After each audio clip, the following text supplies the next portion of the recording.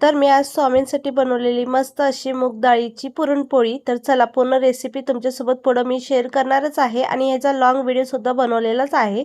तर आज होता माझा 11 गुरुवारमधला 8वा गुरुवार आणि खूप मस्त गेलेला आहे. पण आज माझी तब्येत जरा बरी नसल्यामुळे ना मी काही जास्त काय करू शकले नाही.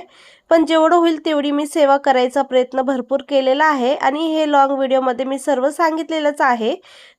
आणि कधी-कधी स्वामीसुद्धा आपली परीक्षा घेत असतात, बघत असतात की आपण करतो का नाही.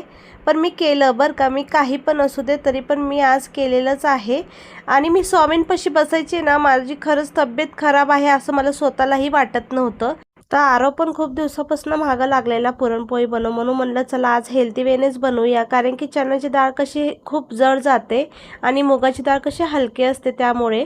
तर म्हणलं बनवून तर बघूया. खूप सारखं माझ्या फीडमध्ये येत होतं हेच की मूग डाळीची पुरणपोळी आणि मी कधी ट्राय पण केली नाही. फर्स्ट टाईमच केलेली आहे आणि एकदम मस्त झालेली होती. आणि सर्वात पहिलं तर आपल्याला डाळीला मस्त शिजवून घ्यायचं आहे. त्यात गूळ वगैरे सर्व गोष्टी टाकून घ्यायच्या आहेत. आणि हे तुम्हाला शॉर्ट व्हिडिओमध्ये व्यवस्थित करणार नाही, लॉंग व्हिडिओमध्ये व्यवस्थित मी डिटेलमध्ये सांगितलेलं आहे. तर तुम्ही एकदा नक्की चेकआउट करा.